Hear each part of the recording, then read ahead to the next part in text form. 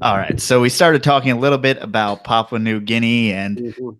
your adventures over in that part of the world. So I know that you were, one of the first people to explore Timor. So could you kind of Oh explain? wow! No, I mean people had explored it before, but it had been off the radar for a while because Timor-Leste, as it's now called, and used to be called East Timor, has an interesting and very bloody history. It was a Portuguese colony when all the rest of that region was Dutch during the colonial times. It was a Portuguese colony from the 16th century, and the Portuguese left in 1975. And in the 70s, there was a lot of fear about communism, and there was a feeling that the country could go communist now that it was independent. That wasn't what was going to happen, but people assumed it was. And Indonesia used that excuse to invade. And Indonesia invaded, and very bloodily, all the journalists were shot and their bodies burned. All the white journalists who were reporting it was called the Balibo affair, and it was quite bloody. But the world sort of turned its back, and the East Timorese then fought a war of independence against Indonesia for about 21 years. And in the late 90s, Indonesia pulled out. But as so often happens after a power like that pulls out, you then get not so much civil war, but basically militias were coming over from West Timor, because that was Indonesia and Muslim, and East Timor was Catholic, and there was more fighting, and the UN had to step in and separate the two parties, and the UN separated them, and Timor got its independence for the third time in 2002, Timor-Leste. And so it wasn't really until later in that decade that it was really possible to go and start doing research there. And we took in students from California Community College and also from a German university. Heinrich Kaiser was the driving force behind this. And we started doing a survey of the herpetofauna. And we did 10 expeditions there. We've recorded over 70 species, mostly reptiles. Amphibians are thin on the ground, but we've got a couple of new species of amphibians. And we've got, well, probably 25 new species to describe out of the 70 or so species we've recorded. And that was all very exciting because there'd been two Portuguese collections made during the time as they were the colonial power. But those collections were in the museum in Lisbon, Portugal, when it burnt down in 1978. So that was all lost. So we started making a collection, and we've put material in Smithsonian and the Museum of Comparative Zoology at Harvard, and I think in the museum in Bonn in Germany. So we've done a pretty good survey of the country now, and we've stopped doing field work because we've got so much to write up. And there's still no Timor pythons on Timor, is there? No. Well, now the story. Do you know the story behind that? Not in full. I'm sure you know more than I do, so I'd love to hear it. Well, the python of people called Python timoriensis was described by W.H.C. Peters, a German herpetologist. And he received the specimen shipped to Europe from Kupang, which is the capital and main port of West Timor. And he had therefore assumed it had been collected in Timor, but that is not the case. You see, that was the main port and had been for centuries.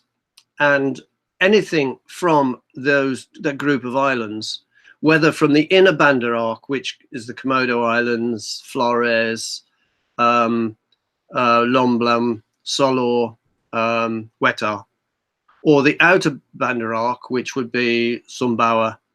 No, Sumbawa is in the inner Banda Arc. Sorry, Sumba roti, Timor. Everything that was coming to Europe, whether it was sandalwood, spices, or scientific specimens, got shipped out of Kupang. It was the port of embarkation. And so to assume that the animal was collected there is to jump to conclusions. And this has happened many times, but he called it Timorensis. And so people call it Timor python, but we believe it's up on Flores and the islands in the inner Banda Arc, which are completely different islands to the outer Banda Arc. And it's just an error, and really it should be called, you can't change Timorensis, that's its name. I mean, alligator mississippiensis was misspelt in the original paper with only one P. Now we all know Mississippi's got two P's in it, but only one P. And it was 30 years before that was deemed a typographic error and corrected. So no, Timorensis stands, but it should be called lesser sunder python or Flores python or something like that, where we do know there are specimens. So yeah, there's reticulated pythons on Timor, and there's Macklot's water pythons there, and there's something else which I've been sent a photograph of, which looks like a python, but is neither of those. Does it fall, do you think, between Liasis, Morelia, Somalia, somewhere around there? Well, the reticulate, I mean, the Macklot's python is a Liasis, so it's an Australopapuan python.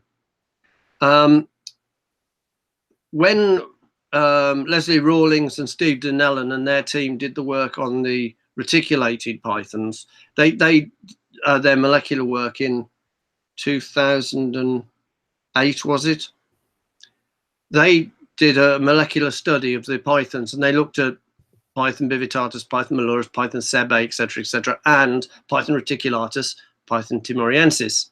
And they discovered that those two, reticulatus and timoriensis, are more closely related to the Morelia group of pythons, Morelia Somalia. They're actually not Asian pythons that have spread southeast. They're more Australopapuan pythons that have spread northwest. Their links are more with New Guinea and Australia. That's why they needed to be removed and placed in their own genus, which we now call Malaya Poison, for reasons I don't need to go into. Now, I mean, a lot of people, at least in the hobby, Morelia kind of, the guys always kept things like Darwin carpet pythons very separate from your what we called Irian Jaya or Papuan carpet pythons. But now we're thinking that they may be the... Yeah, well, Irian Jaya is a defunct term. West Papua, Irian Jaya was, that's going back 20 years now for the western side of New Guinea. But yeah, people keep their carpet pythons separate. And yes, when Morelia spilota was two subspecies, spilota, the obvious diamond python that doesn't look like anything else. Everything else was variegata, spilota variegata, and variegata means highly variable, which sort of does cover everything, really, doesn't it? Everything from jungle pythons to imbricata and Bredlii and everything would fall into that. But yeah, Wells and Wellington split them up years ago in the 80s into subspecies. Those have generally been accepted. I don't know how many of them have been tested using phylogenetic techniques, but they're generally accepted. The Papuan, the forms up in Papua, up in New Guinea, they've never been included in any phylogenetic study. We don't really know what to call them. And there are effectively three populations up there. There are certainly two and possibly three. There's the one that everyone's aware of that occurs down around Marauke, which is in the southeast of the west half of New Guinea. And that runs right across the border into the South Fly, western province of Papua New Guinea. Where's a map? Just a second. Never go far without a map. The trouble is this map, you probably won't be able to see it. Let's see. probably know, it's not going to be very easy to explain. The Western province, the south of the Fly River, that is contiguous across to Merauke. That's one population. The other population is along Central Province, which is across the Gulf of Papua, Central Province, Papua New Guinea, and encompasses Port Moresby, the capital. And there are specimens of carpet python reputedly collected on the Mambarambo River, which is on the north coast of West New Guinea. So there's potentially 3 populations, potentially. So you would think there would be studies done to see, since these are seemingly populations that don't integrate with each other, that they could be 3 separate species. They could be. It doesn't mean they necessarily are, because what separates the Western Province population from the Central Province population, which is on the other side of the Gulf of Papua, is Gulf Province. And Gulf Province is a lot of mangrove swamps and river deltas, and it's very saltwater crocodile type habitat. Now, the carpet pythons are really savanna woodland, and there isn't any there. So that's a barrier to them. But how long has it been a barrier to them? Because southern New Guinea and Australia lie on a shelf, the Sahel Shelf, shallow water. And for at least 40,000 years out of the last 2 million years, that has been a land bridge. It's been broken and rejoined, broken, rejoined. And so the python population in New Guinea would have been contiguous in the past, because there would have been potential habitat between Western Province and Central Province at that time, we assume, because that was the way certain things spread into New Guinea. They went up Cape York Peninsula, they went across the Torres Straits, which were not islands in a sea then, and Western Province, and you can bend around the coast to the east and reach Central Province. So that population would possibly have been contiguous. And if that was the case, then they'd be genetically similar. And for them to be isolated, how long have they been isolated? They could quite easily be the same snake. Because you can have an island off the coast that's actually just the remains of a peninsula. And if a species on there could be very closely related to the mainland, but it all depends how long it's been isolated for, how long it's been doing its own thing. Right. Well, let's talk a little bit about a species that's been isolated. And obviously all the Morelia people, I mean, one of the rarest, I guess, Morelia that you could find in the wild, the rough-scaled python. Yeah. Can we get a little overview of how you got involved in the expedition to find them? Well, the director of that film was a guy called David Wright. And he was in touch with John Weigel from the Australian Reptile Park, you know, down at Gosford, who's done work on those pythons. So at that point, I think 6 specimens had been found. Let me think. The first 2 were seen but not collected. The second 2 were collected as museum vouchers to describe the species. And the third 2 Weigel had, fortunately not at the zoo when it burnt down. So they survived that. So we were going to go in and look for these rough-scale pythons on this expedition. And it was the logistics of the expedition were quite tough. And so our director, David Wright, was in touch with John fairly often, planning it out.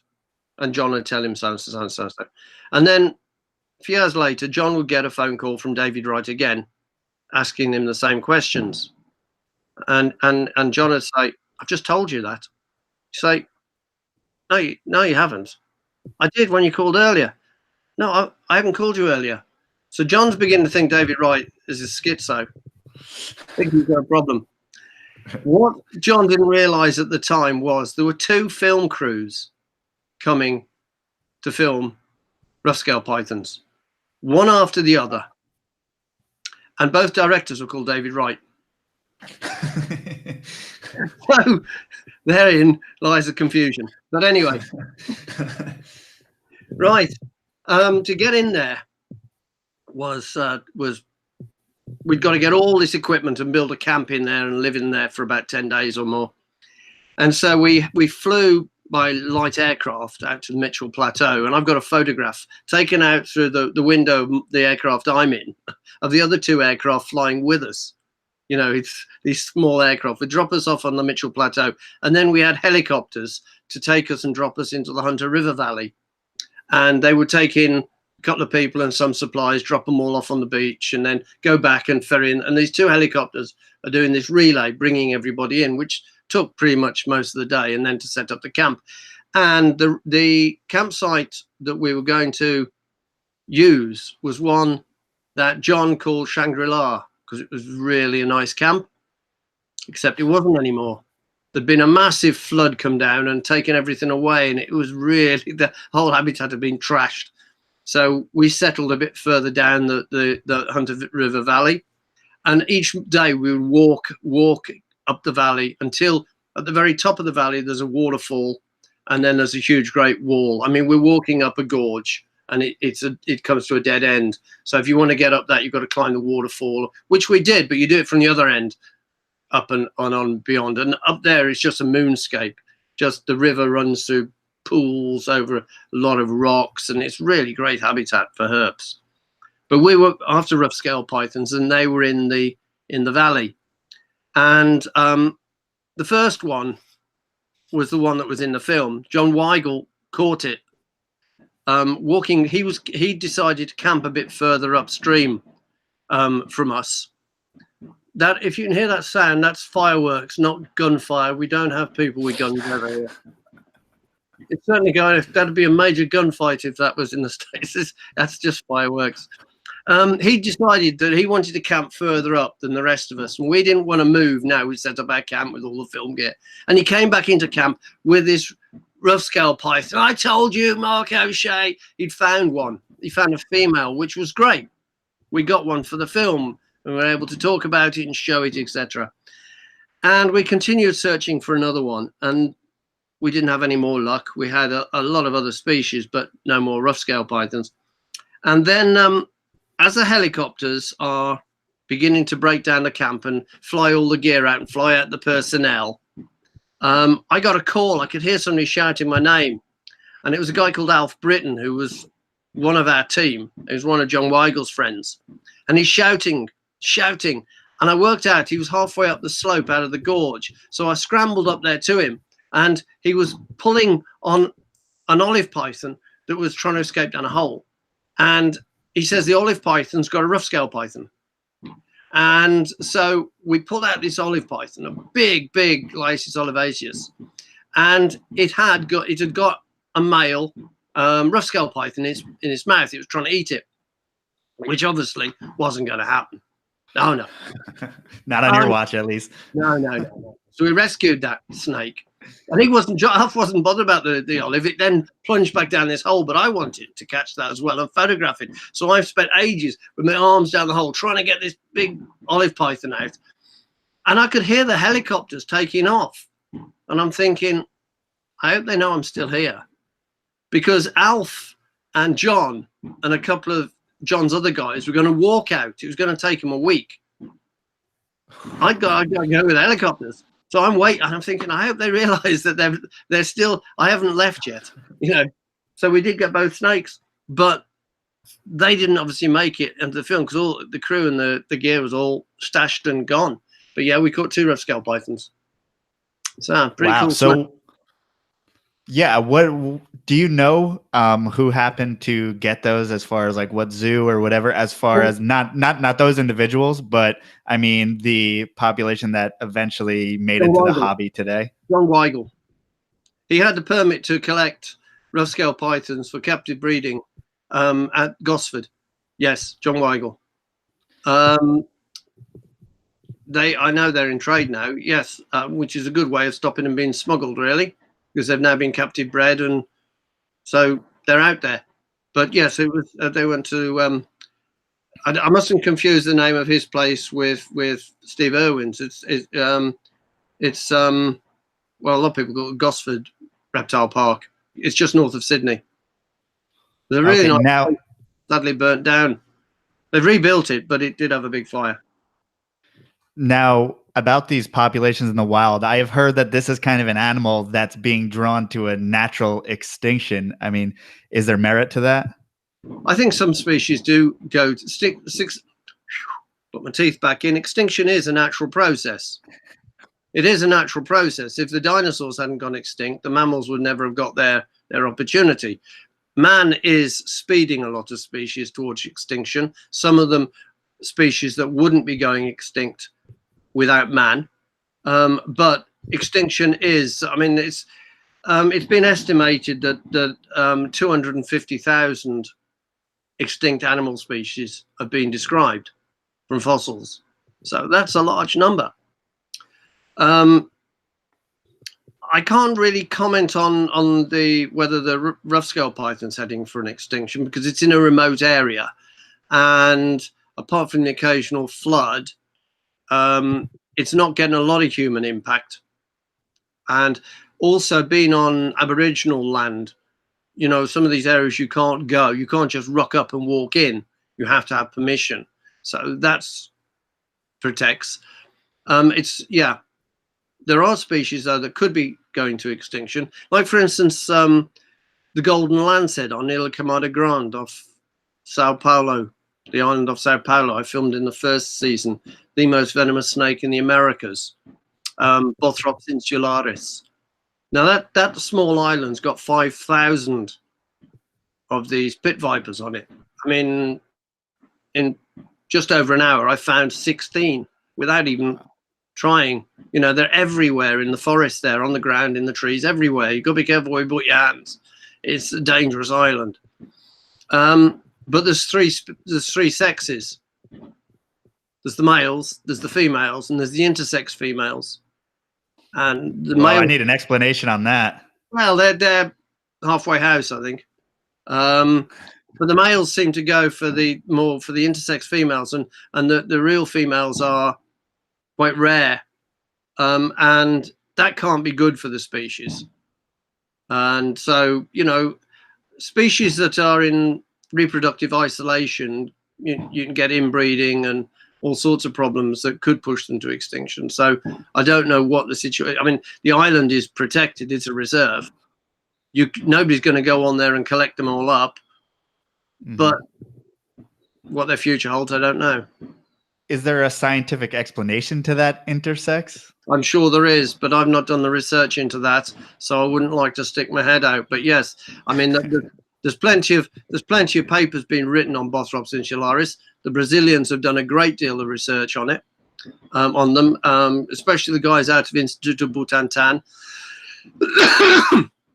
and people from the University of Sao Paulo, Universidade de Sao Paulo.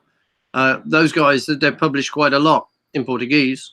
I'm sure some in English. So anyone that's interested, I'd say do a literature search.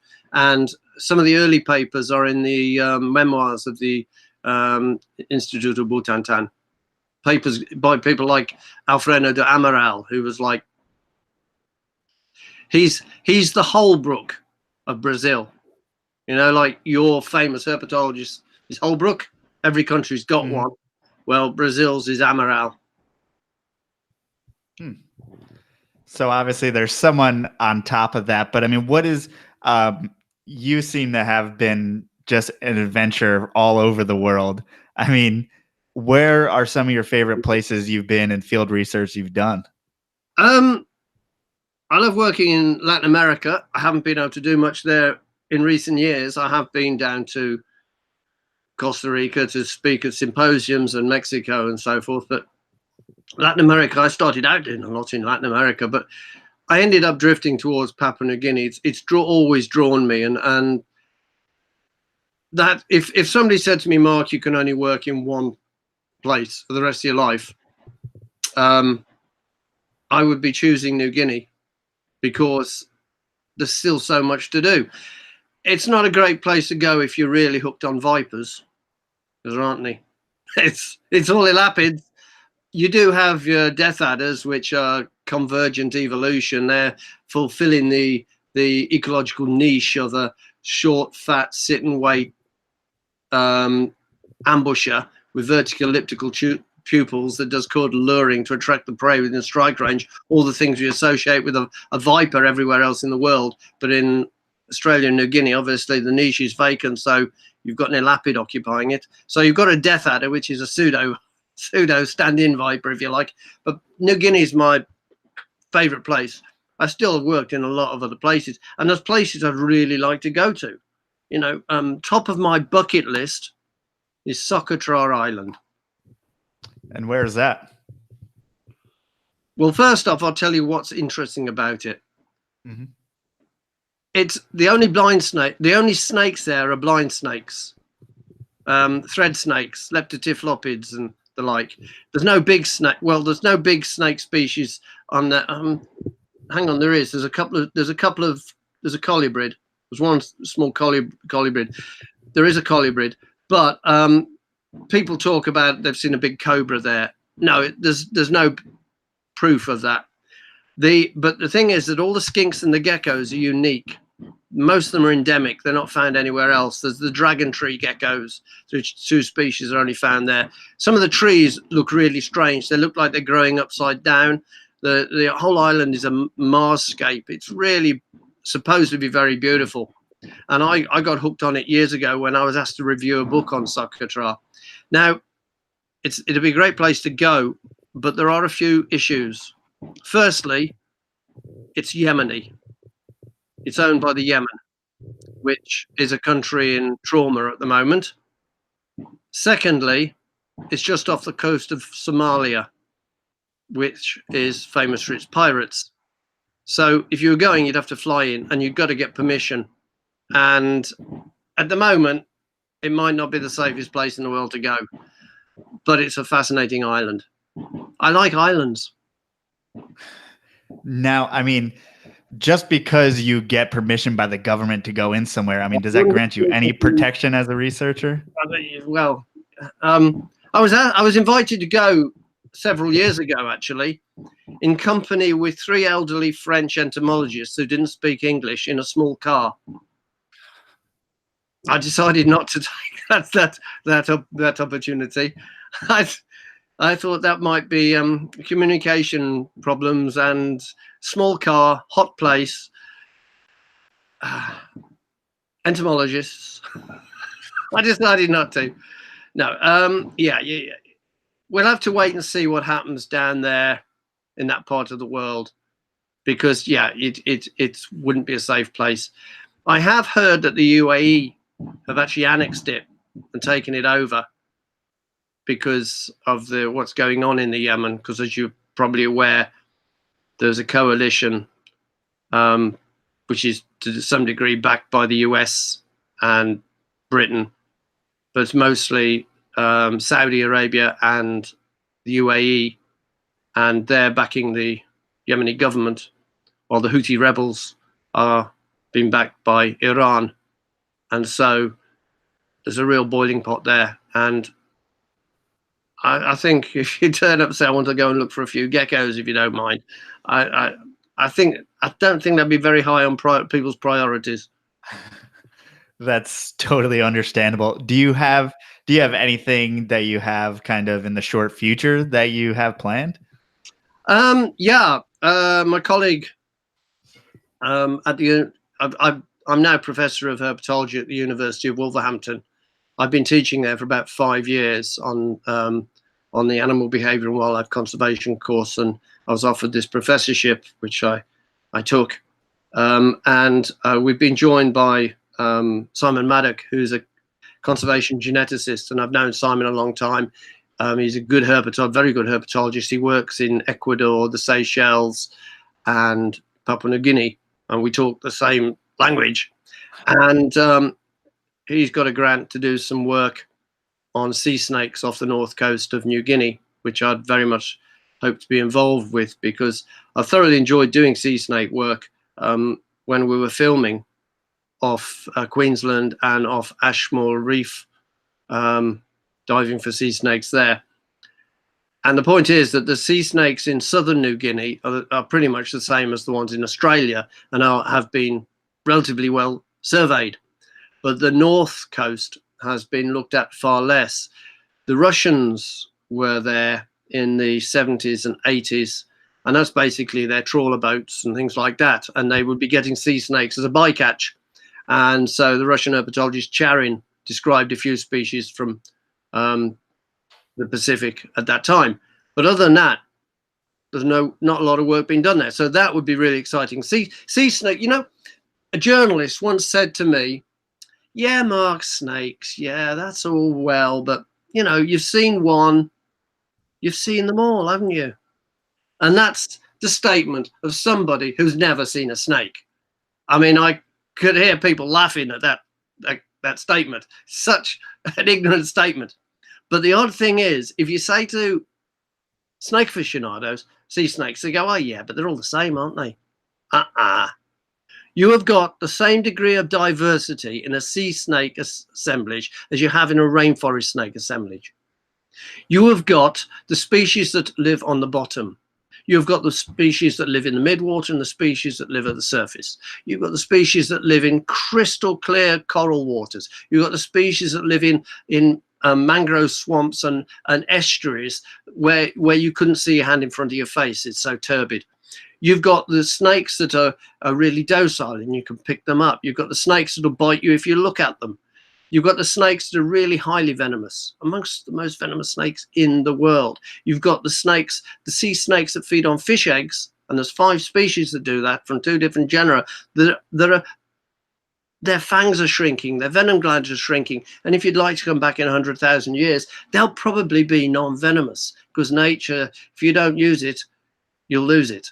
They don't need their venom to feed on fish eggs. Then you've got the species that are really, really common, like Hardwick sea snakes. You can go out and in 4 nights you could net 100 of them off Weipa, off Queensland. Right? They're really, really, really common. Then you've got the species that are really rare and on the point of extinction, like some of the ones on Ashmore Reef, some of the Apiosaurus. Then let me see. You've got this. You've got the generalist feeders that'll eat any kind of fish. Then you've got the specialist feeders that'll only eat one particular kind of fish. Then you've got the ones that are way out at sea, far from land. Then you've got the ones that are only found in coastal regions, the ones that come onto the mud and actually can move over the mud, and the ones that cannot move on land at all. Then you've got the sea krites, of course, which lay eggs, and all the true sea snakes are live bearers.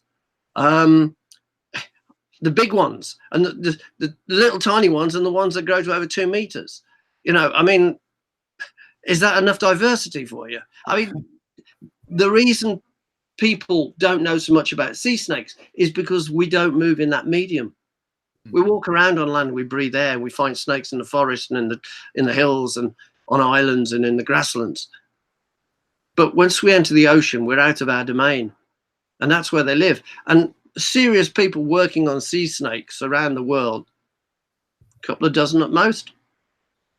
It's an untapped area of research, and there are some very good sea snake people now, very good, especially people like Kate Sanders working out of Adelaide.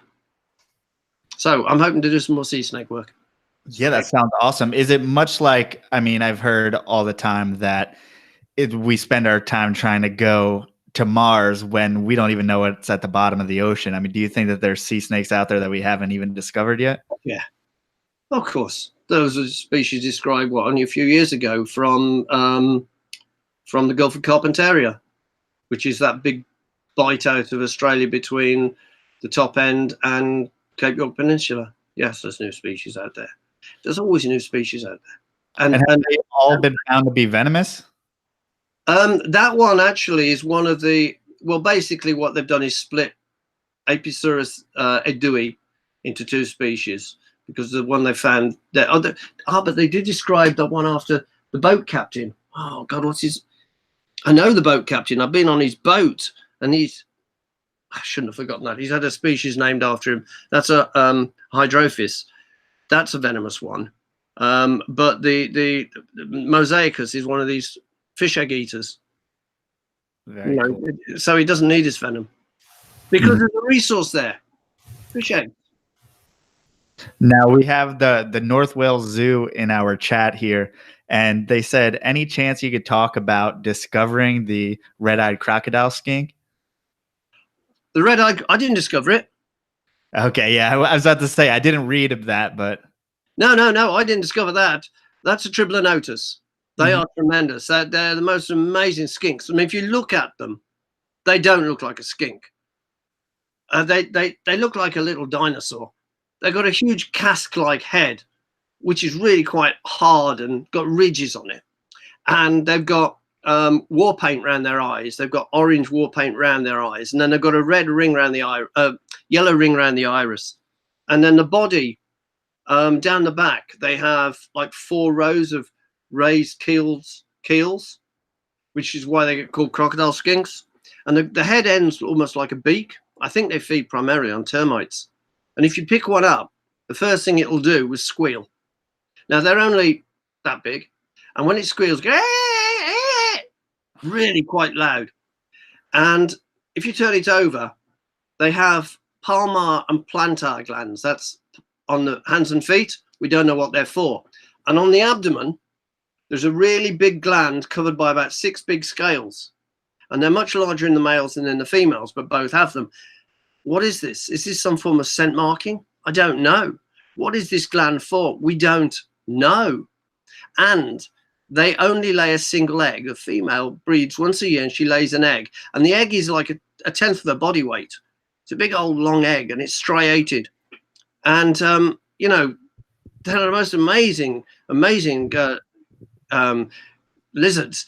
And I find them on this one volcanic island. They're all over New Guinea, but on this one volcanic island where I was working, I was after Micropechis ikaika, the New Guinea small-eyed snakes, which I was catching for venom research. In fact, I caught the first 80 of those snakes ever used for venom and snakebite research. And where I would look is in the coconuts. You know, coconuts, when they fall out of trees, are about this big. If it drops on your head, it kills you stone dead. It's a common cause of death in the tropics. It's coconuts falling on people. Never linger under a coconut palm. Well, the copra industry don't want all of that. They want the coconut. So they have these people that husk coconuts all day long. And what the guy does, he drives a spike into the ground, and then he gets the big coconut, goes whack onto the end of the spike, splits off the husk, whack, whack, whack. And when he gets good at it, it only takes 3 strikes and he'll have got all the husk off, and he'll throw that on one side. He'll then crack the coconut open on the spike, pour out that lovely coconut milk that you like to drink, put the 2 halves together, stick them in a sack, and in a day's work he'll fill a sack easily, and that all goes to be dried, and it goes into the copra industry for your desiccated coconut and also coconut oil and things like that. Now, what happens to the husks? Well, there's no market for them. They have started to now use them, I think, as potential plant bedding and things like that to try and conserve sphagnum moss, which is becoming endangered. Yeah, we have reptile bedding actually made coconut husk. Well, that's what it is. That's what it is. Well, these husks, they end up in a big pile. And let me tell you, reptiles love them. Now, initially, this big pile, which could be 8-10 foot across and reach 2/3 away up your body, big pile. Initially, it's just a pile of discarded coconut husks. It's pretty Spartan. There's nothing in there. But as it gradually breaks down, it'll warm up and it'll decompose a bit like a compost heap. And as it does, it starts to become enticing to animals. And I'm after the small-eyed snakes that are in there. And so we'll surround a coconut husk pile, myself and a bunch of my Papuan assistants, and we'll start to dismantle it, throwing the husks over our shoulders as we're working our way in. And on the way in, you will find Triplanotus gracilis, the crocodile skink. You will find some of the Stegonotus, the ground snakes. You will find Candoya aspera, what people call a viper boa. They're pretty common. They call them sleepy snakes in New Guinea because they don't move, and you'll find those curled up in things. You know, and there's one blends in beautifully. You will find big land crabs. You will find bird-eating spiders of the genus Cosmia, which come out with their arms up, and they hiss at you and rush at you and will bite you, and they hurt, right? You will find centipedes, big centipedes, giant centipedes that come. You're just about to think you're pinning a shiny skink, and you, because out the corner of your eye, you see this thing come out and it looks like a skink. You go to pin it with your flat of your hand and realize it's a centipede just in time to avoid getting bitten. Scorpions in there. Lots of direct breeding frogs that don't have a tadpole stage. That's Platymantis papuensis. And various other skinks, it's Phenomorphus nemoia genera. Lots of Eugoniglus revescens, the sheen skink that eats other lizards. Occasional blue-tongue skink, Tiliqua. And I'm after the small-eyed snakes, which ultimately you hope to find. And you might do 6 piles and get 1. But they all live in this amazing habitat. And then after a while, the thing is broken down and decomposed to the point where it's full of ants. And when that happens, not much lives in there because the ants are aggressive. So when you start ripping one of these husks apart, if it's really black and nasty inside and there's ants, you may as well pack it in because they tend to drive almost everything else out. But yeah, that's where the crocodile skinks live. Now that seems like you're just waiting for a surprise, finding a bunch of brown and black animals in a brown substrate. Yeah, but when you're working through that environment, you suddenly come across Micropechis, say a 1.6 meter, say what's that in your 3 to 3 4 foot feet or so, yeah. Small-eyed snake. Now these have got a grayish head, grey brown head. The anterior body can be anything from brown to yellow to milk white, and then they've got brown and red bands on the body, increasing posteriorly until the tail is dark.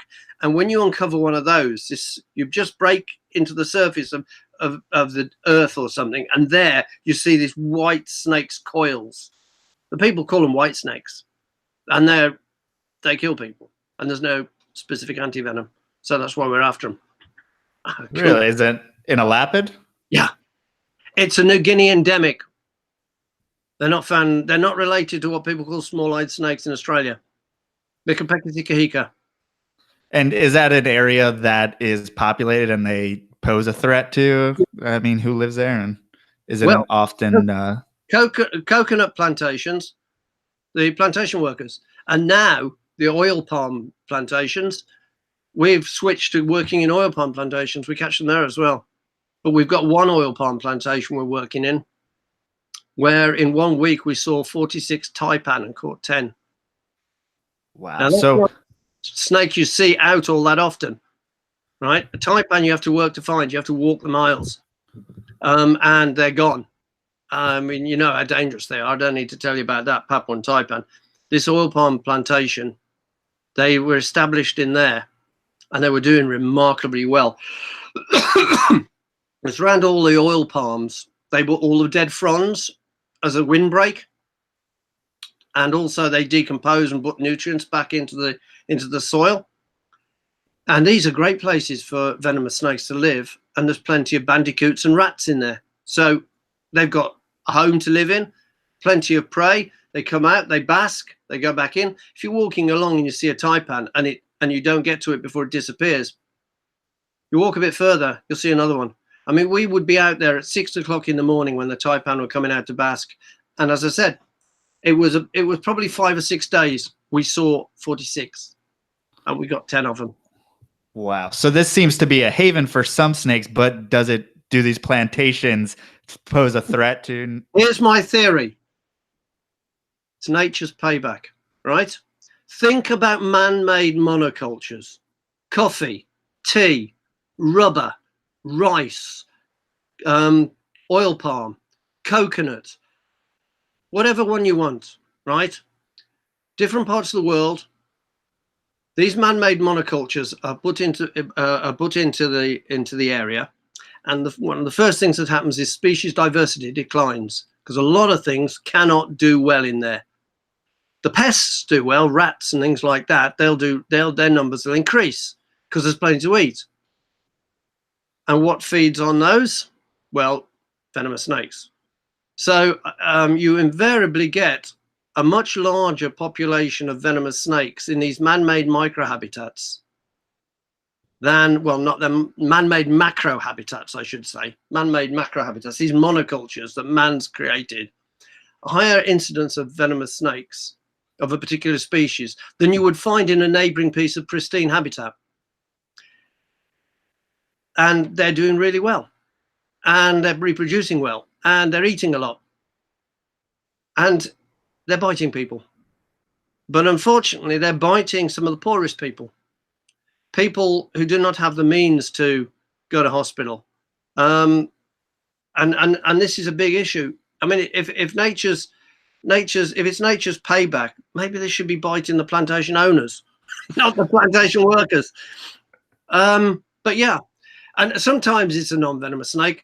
The oil palm plantations in Borneo, it's blood pythons and spitting cobras that you find a lot. If you go into rubber plantations on the Malay Peninsula, it's Malayan pit vipers. In Thailand, actually, more than Malaya, because it barely runs into Malaya, and Malayan pit viper only comes into the north of Malaya. It's more Thailand. But yeah, I've just been in Myanmar, in Burma, catching Russell's vipers and spitting cobras and Thai cobras and green pit vipers for venom research, and working around rice paddies. And I've done the same in Sri Lanka.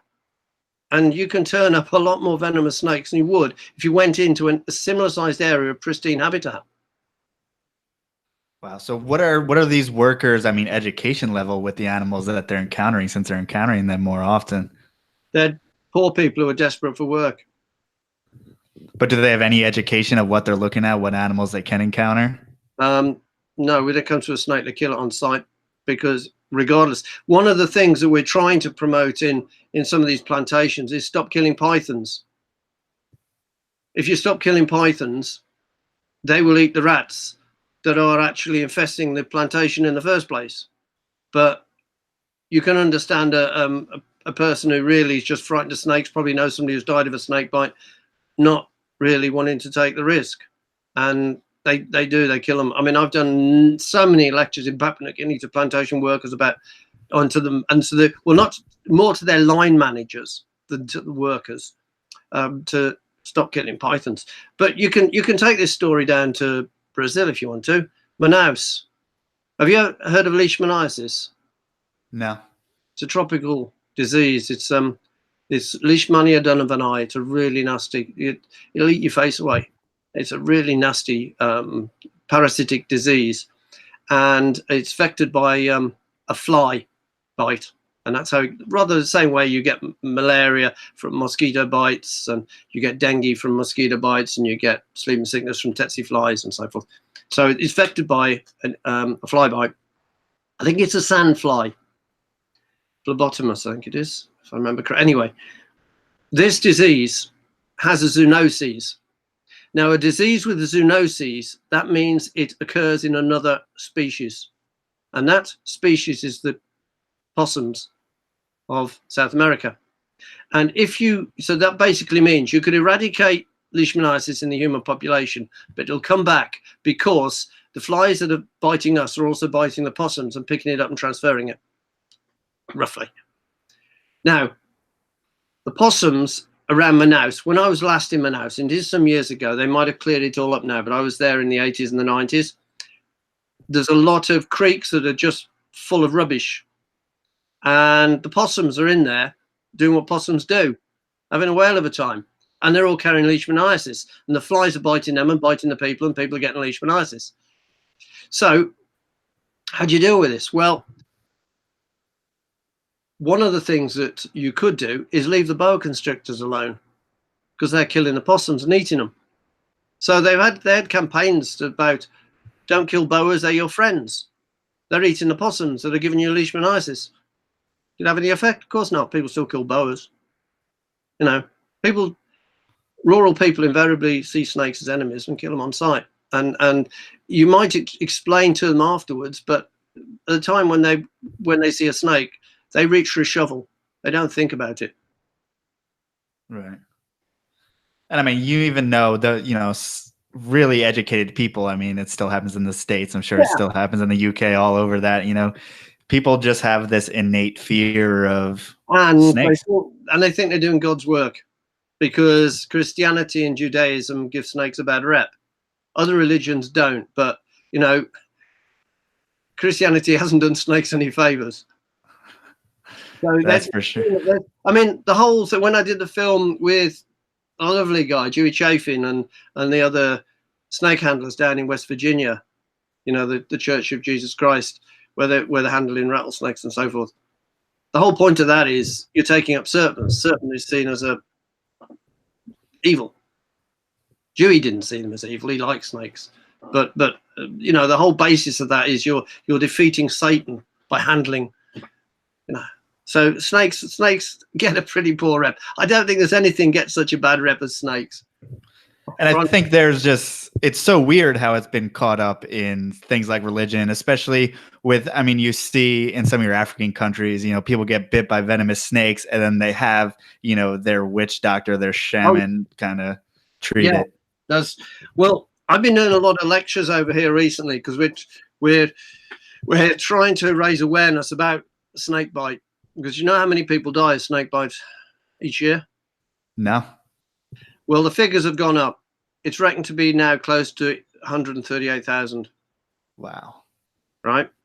Do you know how many people are maimed and permanently disabled by snake bite? Never marry, never work. No. Around 400,000 a year. Forget landmines. So these are stark figures, but it's not people in the West. It's people in Nigeria and Mali, and Senegal, and Nepal and India, Sri Lanka, Myanmar, Pakistan, Papua New Guinea. That's where they're dying. Not so much in Latin America, because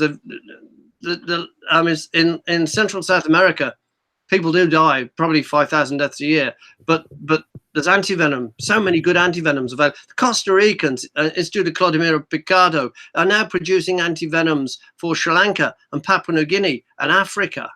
I mean, they are the heroes. They really are the heroes. These guys, and Silani's lab in Mexico producing antivenom, and Butantan, of course, all this antivenom, but it's less available in Africa and Asia, and and a lot of it's poor quality. But getting back to the witch doctors, one of the favorite techniques I've come across for snake bite, and this is one that's being pushed by missionaries in Papua New Guinea, is the black stone. Have you heard of that? No. Well, a black stone isn't a black stone. It's a piece of charred cow bone. You put it in the fire and it chars. And the funny thing is, it's very porous. It's like pumice, you know, from a volcano. And if you've got a bloody wound and you put it on that, it'll stick to it. And it'll, because it's porous, soak up some of that blood. And that's part of what makes it stick. So they think that it's drawing the venom out. You can't draw the venom out. You know, the venom's in. But this technique, I've come across missionaries saying this is the technique for snake bite in Papua New Guinea. What these missionaries don't realize is that they are actually promoting a technique that started with witch doctors in Africa. It's sorcery. These Bible bashers are actually promoting a witch doctor's snakebite technique, which is well cool to tell them. But black stone won't save you. These techniques won't save you. You come across a magic man. They'll say, "Well, I can save 19 out of every 20 snakebite victims that come to see me." That's a good record. Yeah. As you know, a lot of snakebite doctors would like to be able to say, I can save 19 out of 20. But what happens if only one of those people received a lethal dose of venom? The other 19 either had dry bites or sublethal bites or were bitten by non-venomous snakes. The villager doesn't know. So then only lose 1 out of 20 isn't such a great record. Yeah. So but you can't just say this is rubbish, stop doing it. go to the hospital. What you need to do is work with, because these are the magic man, the witch doctor, these people are often very respected. The Ayurvedic physician, they're respected in their communities. And you can't just come in and be a Westerner and say, stop doing this. That approach, you just alienate people. What you have to do is say, look, okay, you know when you've got a bite that you really don't think you're going to be able to save. Send those to the hospital. Carry on with the others. Send those.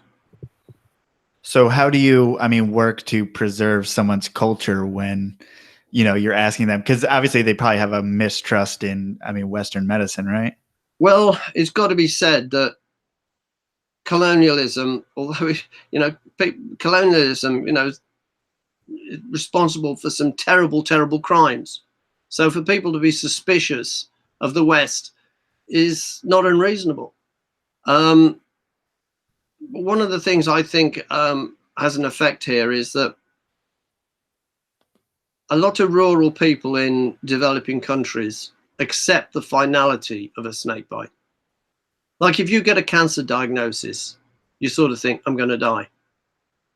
And if you're really terminal, do you want to go to a hospital or a hospice 100 miles away to be surrounded by strangers, or would you rather stay at home with your family and loved ones?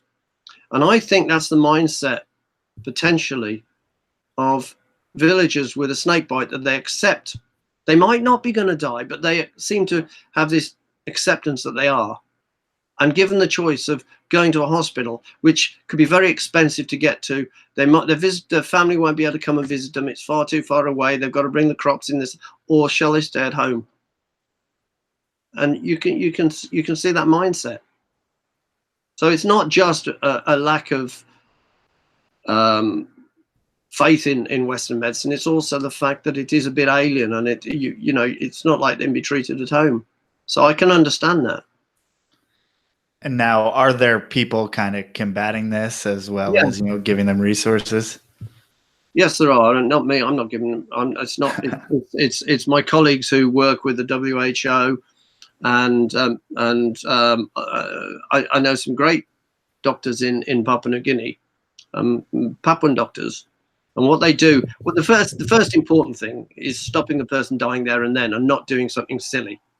And so what they do is they go out to villages, and they'll ask for volunteers, and these could be the headmaster, a couple of kids out of school, the shopkeeper, housewife, whatever, and they will train them to do the Aussie bandage technique, which is for a neurotoxic snake bite. It's not a tourniquet. People are great at putting those on. They're not so good at remembering they've got to release them every so often. So when people losing their arms and things with tourniquets that are put on and left on, the Aussie bandage is a compression bandage. It's a preferred method for snake bite. It slows down the rate of absorption and the rate of transportation, but it's not actually stopping your circulation or anything like that. And they train a few people in the village how to do these bandages. And then they'll leave them with bandages, instructions to practice. And then 6 months later, they'll go back and they'll have all those people again and say, well, okay, show us what you've learned. And they'll see how well they're done. Now, the beauty of this is, if somebody suffers a snake bite in that village, there's possibly going to be somebody within earshot who knows what to do to slow down the rate of absorption and give them that extra time to get transported to hospital. Now, how do you get to hospital? Well, in Nepal, they came up with a really clever technique. I mean, a lot of villages you cannot reach with a four-wheel vehicle, but lots of people have got motorbikes. So they have a guy who's got a local guy who's got a motorbike, and he'll have a pillion passenger, and they will stick the patient in between them and take him down the tracks to hospital. And that means, okay, the patient's sitting upright, which isn't optimal. The patient isn't exerting themselves walking either. So that's, you know, rudimentary ambulance. Take people to hospital on the back of a motorbike from places where you can't get a vehicle, a four-wheel vehicle. Now switching, we got into a rabbit hole on the venomous snake bites. But switching to, we talked about a little bit before we were live, kind of about the impact of wild populations for, captive collections and importing wild caught animals. So can you touch on a little bit about, your views on wild caught animals and captive keeping? Well, I strongly support captive breeding, and the show we have in the UK, the IHS show, the International Herpetological Society show. It's not the International Herpetological Symposium, which you have in the US. It's completely different. But this society is coming up to its 50th year. I've been a president in the past and so forth. It's larger society of reptile keepers. Even though I don't keep any reptiles anymore, I'm still involved with the society. And they have a show, which is a breeder show. And there's no wild caught allowed for sale there. Some years ago, I remember going to a show in the UK, and somebody had bred emerald tree boas, and he'd got these emerald tree boas feeding, and they were doing really well, and they were really nice little snakes, and he was selling them, I can't remember, let's say for £800 each. And somebody else turned up at the show, and he had imported emerald tree boas, adults, from Guyana, and he probably landed them on the Friday, driven over from Holland on the Saturday, and he was at the show on the Sunday selling them for £400. So they're half the price of the captive bred juveniles. And people being what they are, he sold his, and the guy with the captive bred ones didn't. And that's the wrong way around. Those adult emerald tree boas, whether the people that bought them ever got them feeding, who knows? They could be impacted with parasites. There's a lot of things that could be wrong with those snakes, quite apart from the stress. And the guy who'd put the work into captive breeding them lost out, and probably the snakes. In fact, the only person who actually came out of that laughing was the guy who'd imported them. And I think we're at a time now where we have to look at the source of our animals. See, when I started keeping reptiles back in the late 60s, early 70s, the term herpetoculture hadn't even been coined. We were herpetologists. And there weren't that many of us. Even in the States, it wasn't the biggest hobby in the world. And it's taken off so much since then that I just don't think that the wild populations of quite a number of species could be sustained if they were to supply the demand for keepers. Now, I'm not saying that exploitation of animals for pets or for serious keepers is the biggest threat that these animals face. It's not. Habitat destruction, wanton destruction, just persecution, collection for meat, skins, gallbladders. I mean, I read an IUCN paper some years ago that said something like 500,000 reticulated pythons went into the skin trade in Borneo and Sumatra alone every year. I mean, that's not sustainable. But it's a case of the last straw that broke the camel's back, and there are people who will get you anything. If you want a tuatara and are prepared to pay enough, there is somebody who will go and smuggle you one out of New Zealand. Now, that doesn't make you a reptile lover. I think people who are really fascinated by reptiles and really feel for their animals wouldn't want to see those animals go extinct and feel that they had a hand in it. And so I think that captive breeding is the way to go. Now, obviously, if you're going to captive breed a species, you've got to have founder animals from the wild. Absolutely. And that's fine. And also you need to introduce new bloodlines to keep them healthy. Yeah, I agree with that. I have no problem with that. But the way that shipments used to come in, and I remember them in the 70s, shipments coming in from Asia in December containing Hampton's slug-eating snake, which you'd have a job to feed if you've got a supply of slugs. And the Central American snake, Scolycophis atrocinctus. I remember going to a dealer and having a look at what he got, and he'd got the shipment in January. it was cold weather, and he'd got 12 of these, and he thought they were, he'd been told that they were dipsus, snail eaters, right? Which wouldn't have helped in January in England, but they weren't. They were Scolocophus atrocinctus. They eat scolopendrid centipedes. Well, we haven't gotten here, certainly not in January. So those are being shipped out, and they're just going to die. And that was the bad old days. And now so much more has been done with. I mean, I'm no fan of cultivars. I'll be honest. I'm a field herper. I'm interested in the snakes in their original colours. I'm not. You know, people show me a picture of some amazing ball python that's got some. It really doesn't. It doesn't tick my boxes. It doesn't float my boat. But those animals are contributing to the conservation of ball pythons, because if everybody wants cultivars, then it hopefully puts a hole in the market for shipping all these royal pythons out of West Africa, because hundreds of thousands of those used to come out every year to Europe and the US, and most of them would die. And I just feel that we have to have a conscience about the sources, and if we think the animals are smuggled, we shouldn't buy them and things like that, because I hope we're involved in herpetology because we actually like and respect the animals, not because we make a buck out of them. Right. And it might be quite controversial, but hell, it's not as controversial as some of the things your Potters has said. Well, now, I mean, some people think that, I mean, there has to be an economic need, especially here in the US. We like to commercialize everything. I mean, if the ball python, before there was a $10,000 ball python morph, no one cared about the ball python, and people were just, you know, there were disposable pets.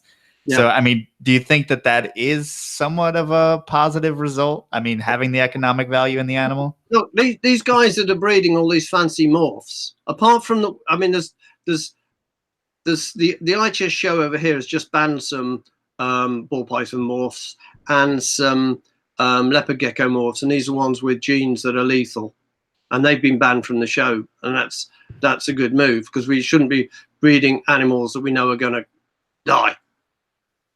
You know, shouldn't deliberately do that.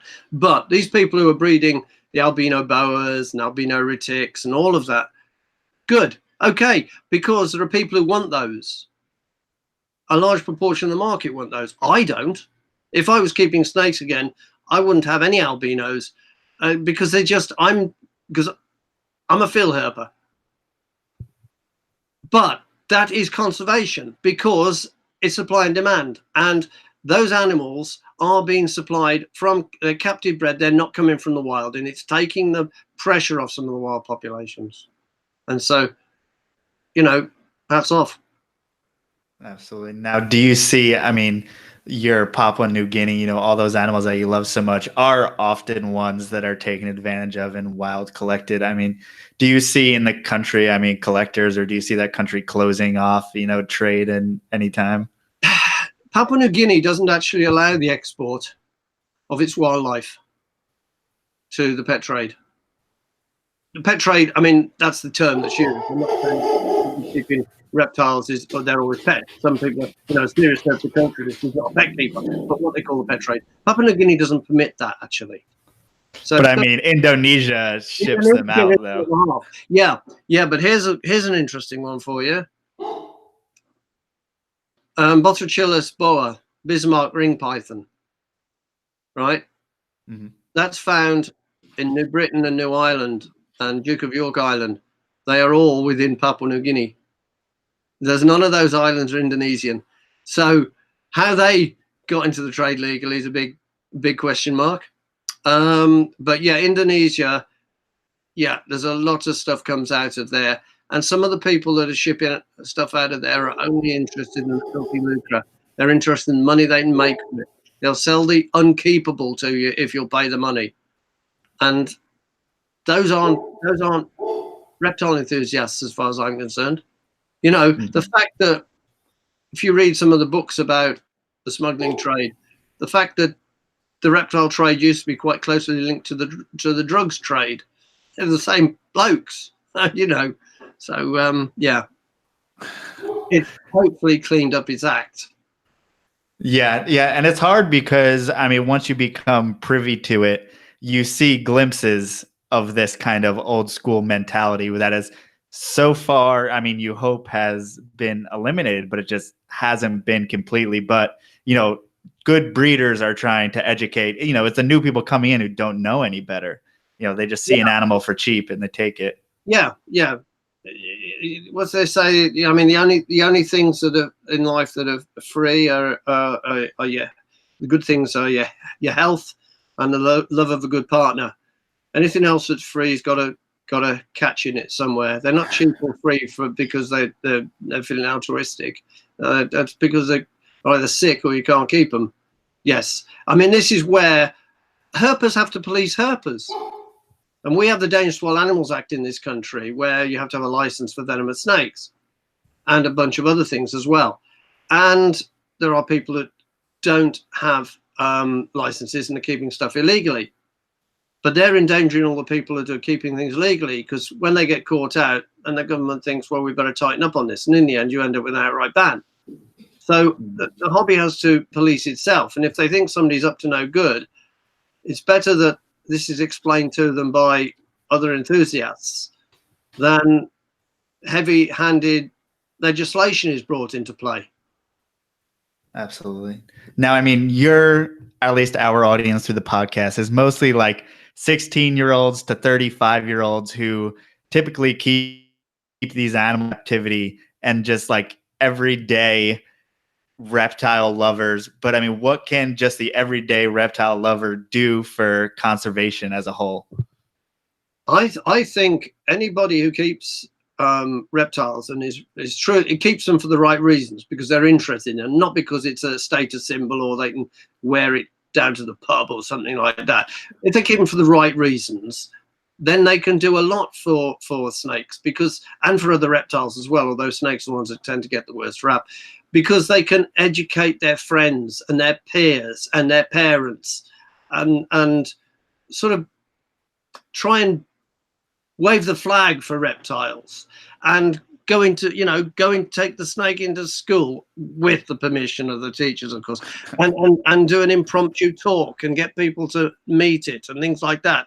Not to encourage other people to keep reptiles just because they could, I'll have one as well. No, to just get the message out there that these animals are not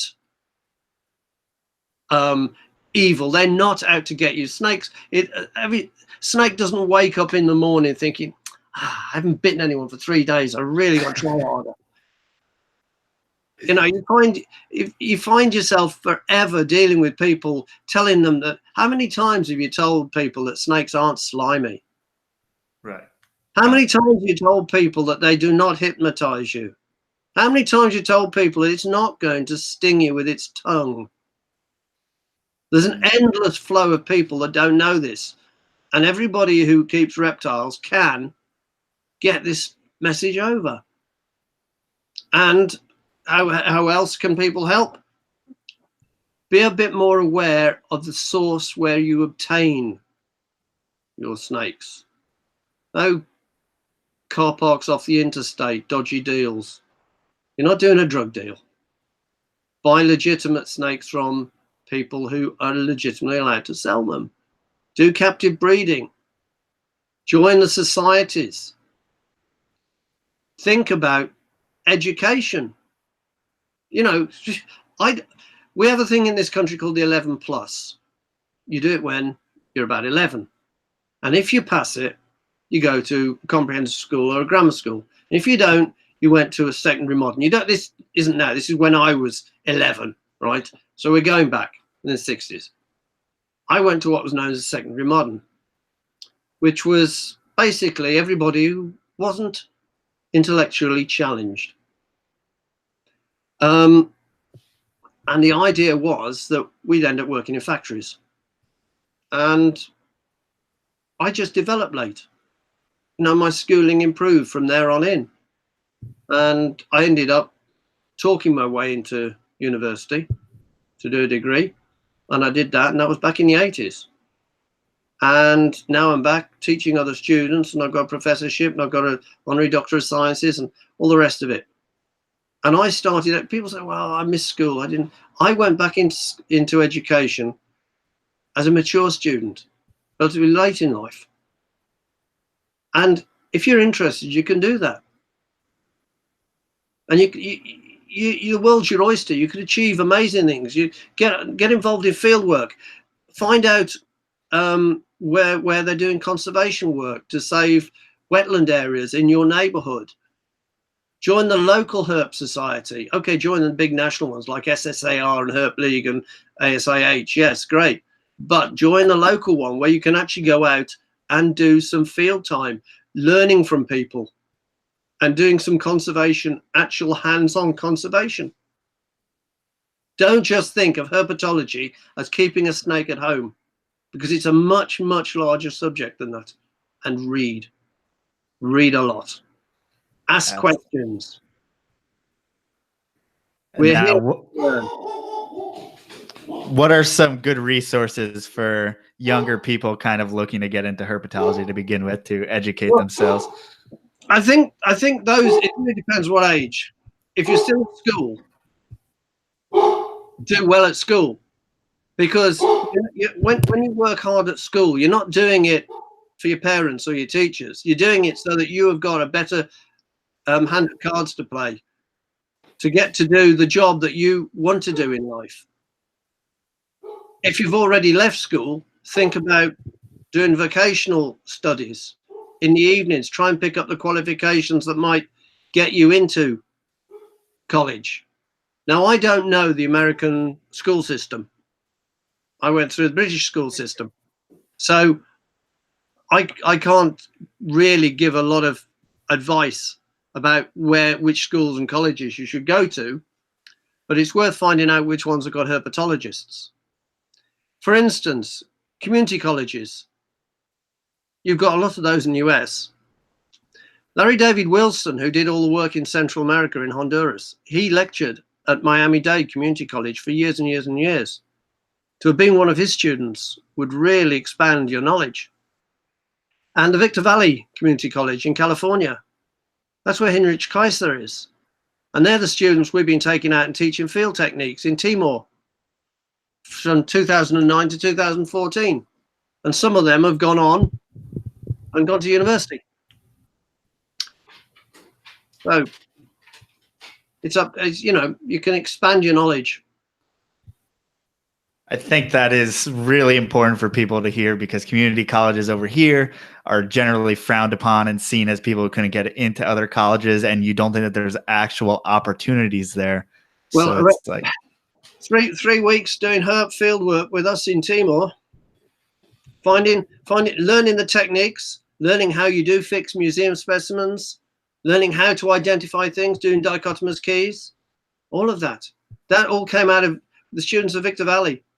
And, you know, I'm sure Larry David took some of his students places. So, yes, it's not Harvard. You don't have to start off with Harvard. I came back in to education, and I've worked my way up by a rather unusual circuitous route. And if I can, anybody can. You just got to have that desire. You just got to have that. You want to do it so much you can taste it. Listen, I will enroll in community college immediately if I get to go to Timor. It wouldn't do any harm. They've got a herper on the team. Yeah. Well, anyway, we're coming up on our 2 hours. I just want to thank you so much just for taking the time out and for talking to us. Honestly, it's a super honor to have you here, and for 2 full hours. It's amazing. Well, it wasn't 2 full hours. We did have a time when communications was as bad as Brazil in 1987. But yeah, yeah, we did go black a little bit. Yeah.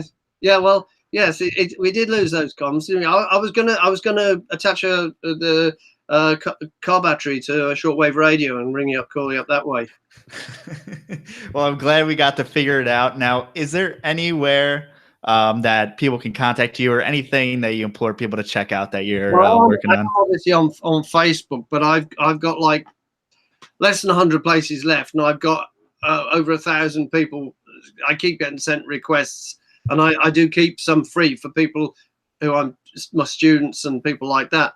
But at Facebook, I'm on there. I'm thinking of setting up a more public account on there as well, but I just haven't got around to it. Contacting me, well, I mean, I'm at the University of Wolverhampton. I'm at West Midlands Safari Park in the UK.